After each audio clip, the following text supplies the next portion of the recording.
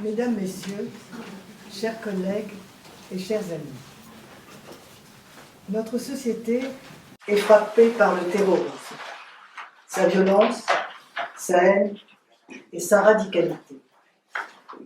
Aujourd'hui, face à la peur, pouvoir solliciter l'amour et questionner ce sentiment s'impose pour maintenir entre nous, plus que jamais, le lien humain.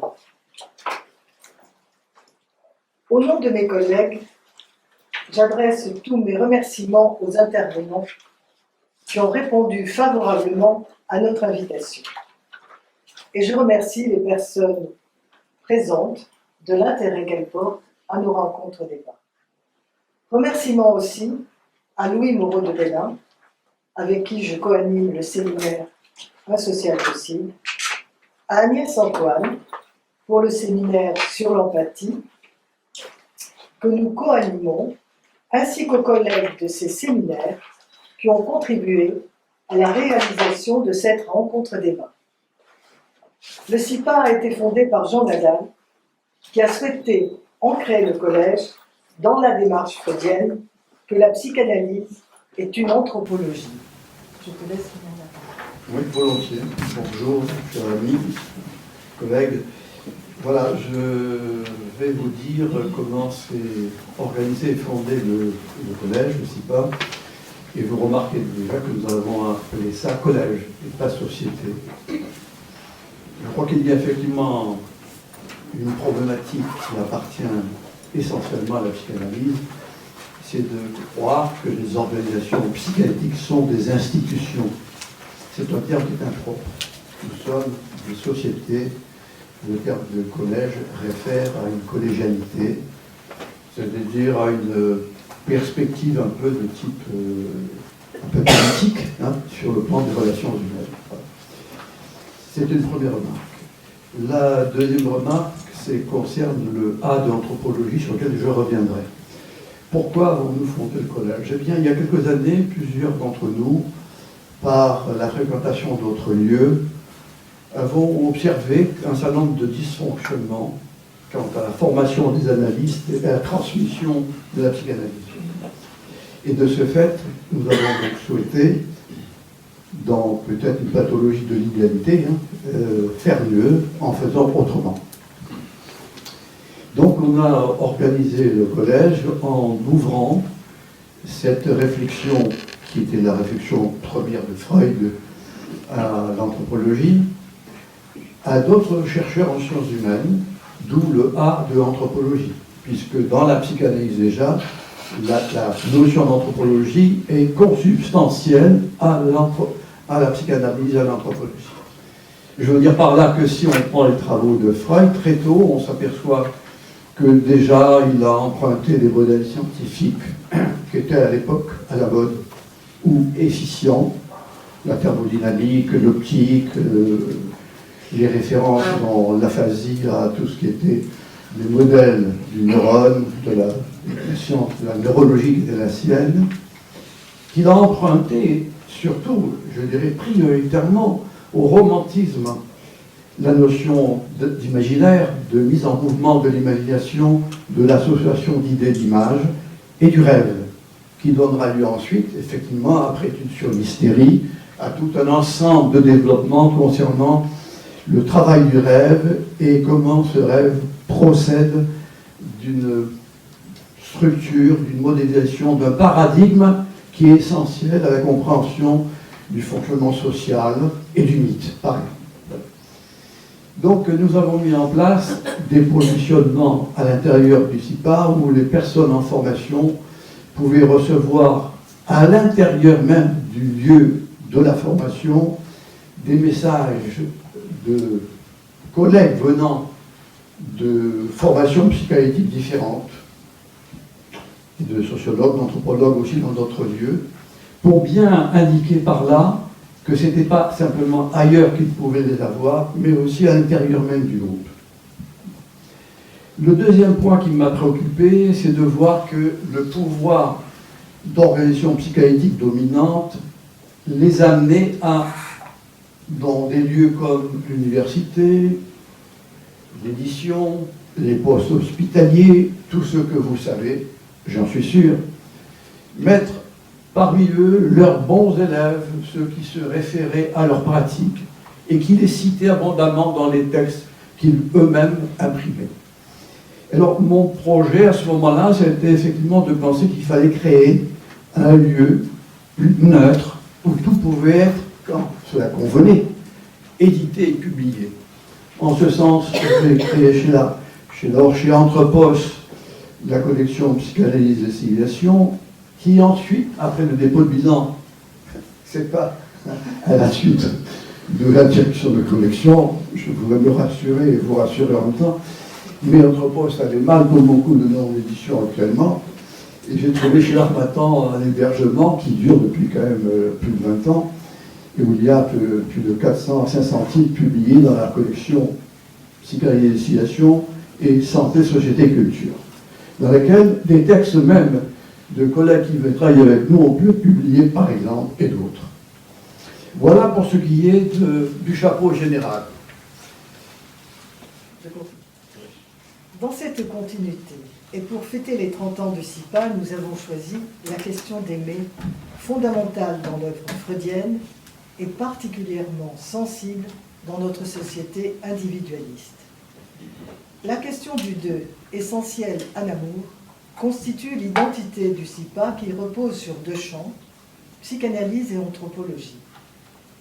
Ces deux champs se confrontent et se conflictualisent, ils font appel à la souplesse de ce principe d'action que représente Eros pour se dégager d'une logique binaire propice au rapport de pouvoir, aux confusions qui amèneraient à une impasse, celle des incompatibilités. Ceci a fait partie de notre histoire. Les scissions et les séparations, qui furent dans l'après-coup marquées par Eros, nous ont aidés à rapprocher psychanalyse et anthropologie. Au SIPA, nous interrogeons le social et le politique, ce qui permet de saisir d'une part leurs effets sur la psyché singulière et d'autre part leur fabrication par les individualités. Ces deux champs inconscients et sociaux sont mis en rapport par le discours de l'ensemble, mais aussi pensés dans les interstices entre psyché singulière et collectif. Notre choix des thèmes des rencontres débats et ces publications, ces différents séminaires, ont ouvert un espace de liberté pour accueillir les cliniques psychanalytiques et anthropologiques et ainsi battre en brèche toute tentation d'enfermement.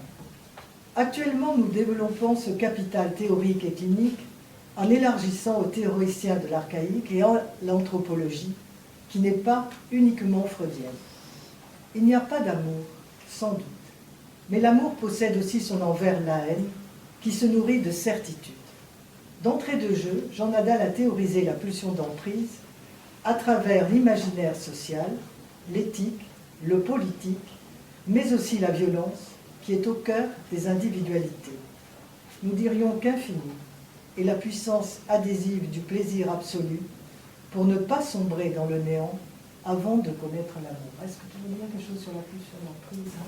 Oui, je veux bien. Les circonstances actuelles nous permettent effectivement, on souhaiterait, mais dans le monde, il y a chaque jour un moment où on peut illustrer ça.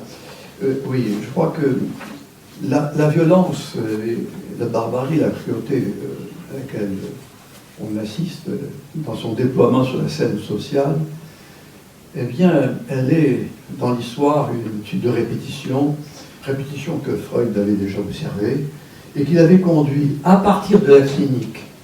Et je m'explique.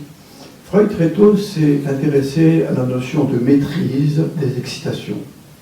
La notion de maîtrise vient du moment où, dans l'évolution du psychisme inconscient, on va être obligé de maîtriser les excitations, maîtriser le stade anal, et de là, il va théoriser la pulsion d'emprise, que l'on peut appeler aussi de pouvoir, selon les traductions du terme allemand, et qui donne à cette tendance pulsionnelle une double caractéristique, à savoir quand elle est liée au narcissisme, c'est-à-dire à la protection de soi où le sujet, ce qui est la logique narcissique, ne peut accepter que l'image de soi et pour s'y conforter, pour se nourrir, c'est ce qu'on appelle la trophicité dans le narcissisme, eh bien, il dévore l'autre. C'est ce sentiment-là que Freud a exprimé dans bien nombre d'ouvrages à la fois cliniques et sur le plan de la chaîne sociale. Cette notion de pulsion d'emprise traverse toute l'œuvre de Freud à partir d'un concept qui va donner aussi à voir et à lire tout le long de ses écrits, c'est l'inconscient primaire, cette archaïcité qui se réfère aux moments les plus reculés de l'histoire, et ce en quoi, bien sûr, la phylogénèse et l'ontogenèse ont des liens entre eux éminemment importants.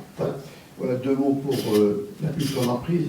Je pourrais y revenir tout à l'heure si on a le temps.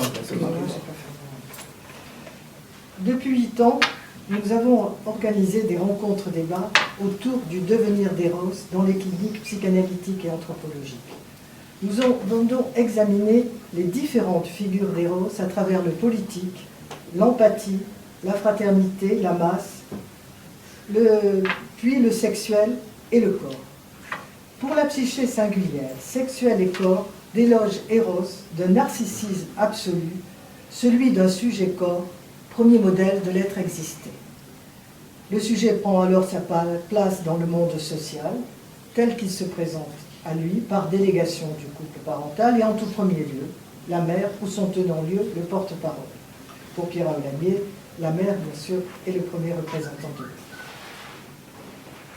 Pour garder sa prestance, Eros fait feu de tout bois et avec notre société consumériste, arriverait-il à saturation? Deviendrait-il le mal-aimé? L'hyper-individualisme annoncerait-il la fin de l'amour ainsi que le constat du refroidissement de la passion? Selon Byung-Chul Han, Eros dépérirait en raison de la liberté infinie de choix, de la multiplicité des options et de la volonté compulsive d'optimisation. L'amour prend sa source dans l'immanence, ce qui le fait s'éloigner de sa référence à Dieu, pour se positionner en tant que sujet-objet au centre du débat de l'altérité.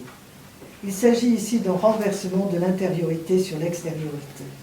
Ainsi, dans les strates les plus primitives de la psyché, prenons-nous en compte l'originaire d'où émerge l'être existé. Le désir d'amour se dégage alors du besoin dévorant de l'amour-passion qui n'est pas l'amour. Ce désir est à la source de la subjectivité, de son surgissement, quand l'affect devient pulsion. L'ontologie du sujet et ses éléments archaïques globalisants peuvent entrer en adhésion avec les métamorphoses sociétales produites par le néolibéralisme, engendrant toutes sortes de déstructurations psychiques et sociales. La psyché et le social ne sont plus uniquement régis par le renoncement et le refoulement entre le pulsionnel et les exigences civilisationnelles, mais sans grandes inhibitions et renoncements, psychiques et sociaux, laissent se répandre des éléments narcissiques aux tendances totalisantes, propices aux enjeux identitaires violents. Les problématiques individuelles et collectives ont affaire avec le mal-être, qui est ontologique et se différencie donc du malaise. Selon René Caès, le mal-être touche l'être au monde avec les autres. L'être est atteint dans son existence même, nous dirions, dans sa radicalité, ce qui peut produire l'effacement progressif du sujet. Dans la métapsychologie, Freud, tout en reconnaissant l'amour comme l'un des fondements de la culture, oppose l'amour à la culture qui lui inflige des restrictions. La tradition chrétienne appelle à vivre l'amour de charité en plaçant en son centre le message d'amour christique, aimer son prochain comme soi-même. Cette tradition relève d'un humanisme, d'un amour universel.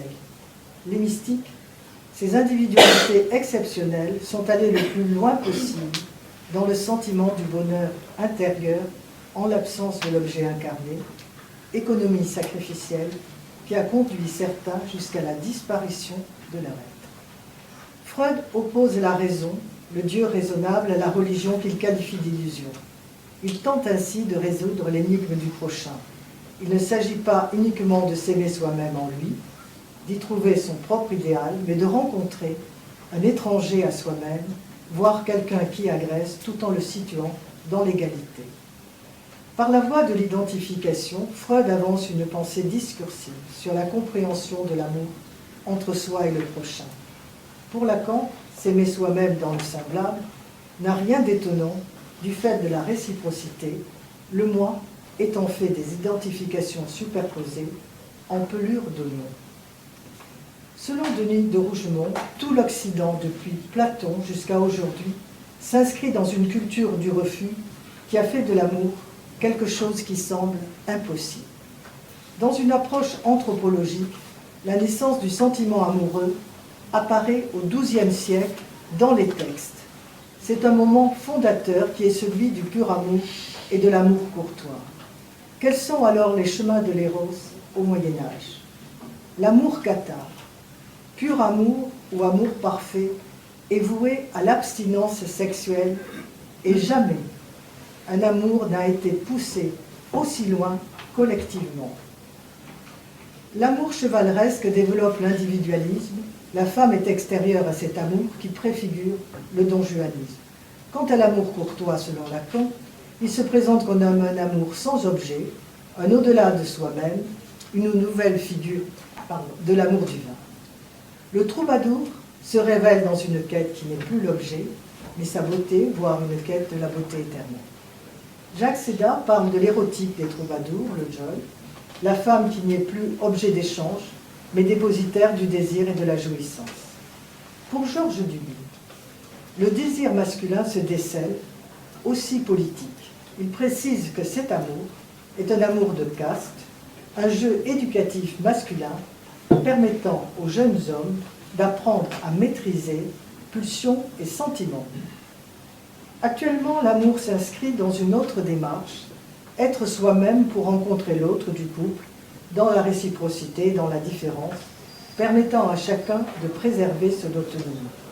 Ceci implique une séparation entre soi et l'autre, marquant ainsi la rupture avec la société traditionnelle.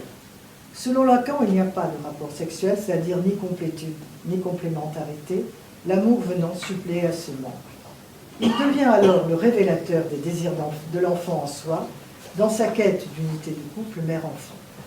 Dans ces strates les plus primitives, corps psyché, c'est-à-dire celles d'un corps monde, d'où émergent des fantasmes d'auto-engendrement, c'est le vital pour soi qui intéresse dans l'autre.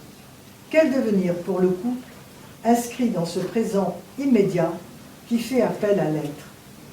Le risque n'est-il pas l'éclatement dès que l'image se fissure? Dans le social, Marcel Mauss envisage l'amour par le don et l'échange, le double don, comme condition, dirions-nous, pour sortir de l'englobement des signifiants. Il précise que le mana est une force métaphysique, unificatrice, magique, la force de donner de soi, voire de donner le don de soi. Cette force permet la circulation de ce premier don qui contribuerait au préalable de l'amour. Puissance spirituelle du groupe, le mana est un signifiant entre le soi individuel et le groupe. Mais qu'en est-il de la magie chez Freud? Il s'appuie sur les travaux de Fraser pour théoriser la toute-puissance infantile dans l'individualité. Mais la magie n'enveloppe-t-elle pas de son halo la constitution du couple?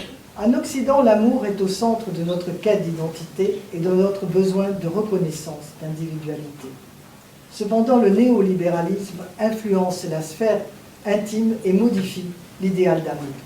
Cet idéal n'est plus le don de soi, ni la prétention d'un retour sur soi, mais un donnant-donnant. Il s'agit là d'un monde clos entre soi et soi, entre... On m'entend pas? On va approcher le micro. Rapproche le micro. Ah, j'étais bien calme.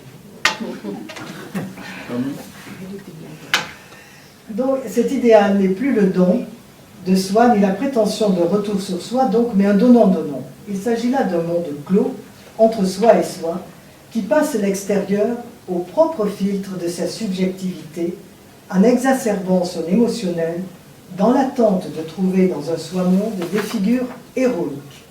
Ainsi, les relations amoureuses auraient-elles de moins en moins de médiateurs, de plus en plus d'attachements et de moins en moins de conflits exprimés.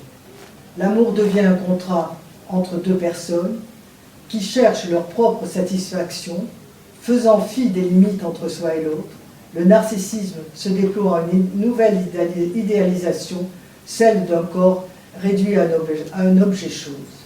Avec le déni du lien corporel sexuel, plus dans la pornographie que dans l'érotisme, la civilisation de la séduction a cédé la place à celle de la consommation. S'agit-il encore d'aimer ou de faire du sexe? Avec les mutations de la société moderne, sommes-nous passés de la passion des autres à la passion de soi? Cette passion de soi peut-elle donner toute son amplitude à ce lieu du sensible entre corps et pensée propice à l'autonomisation des individualités? Dans cet espace de subjectivité, l'amour, ses illusions et ses jouissances sont toujours à réinventer et l'excès devient alors un ressort comme une nécessité vitale.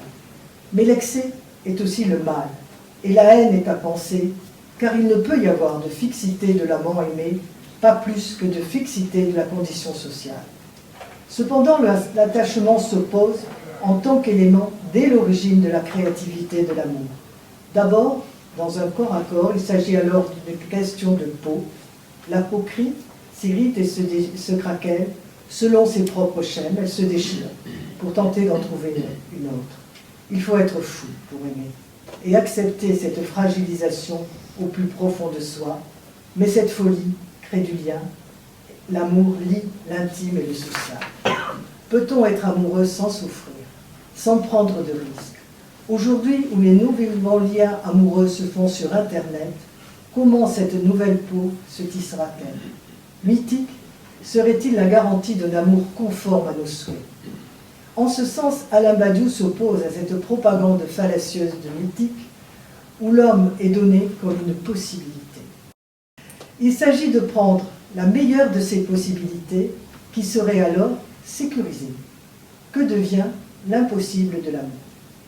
Penser l'amour et vivre d'une certaine façon l'expérience du monde passe par la constitution chez le sujet d'un espace de réflexivité.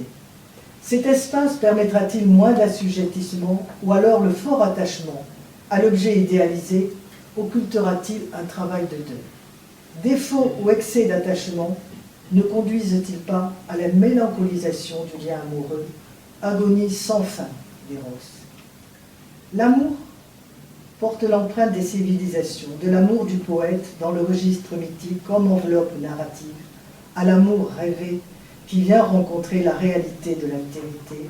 L'amour n'existe que dans le partage. Au XXe siècle, avec Sartre, l'amour, liberté et responsabilité est sous l'égide des trois ordres de l'être. L'amant est avant tout, pour l'aimer, acceptant même d'en être l'objet. Se sentir aimé, c'est ce qui nous justifie d'exister. À la relation d'amour égocentrique de l'existentialisme, Roland Barthes vient nous surprendre par le discours amoureux. Il n'est pas seulement langage, mais inclut le corps, les gestes, le son, la voix, l'expression du regard, la peau. Avec le port performatif « je t'aime », Barthes nous amène en ce lieu où sujet et objet viennent en un mot, en même temps faire coïncider le dire et le dit. Aimer, c'est une action qui nous fait seuls. Solitude, certes, mais l'amour est énergie. Son discours se fructifie grâce au capital imaginaire, comme au théâtre, dit Barthes, en amour le signe est toujours vainqueur. L'émergence de l'amour, dès l'éveil de la sensorialité, des signifiants et en grande pictographie, et l'agrippement et l'attachement, c'est une histoire qui s'écrit à deux. Face à tous ces bouleversements anthropologiques et psychiques, que devient l'amour de transfert dans la cure analytique?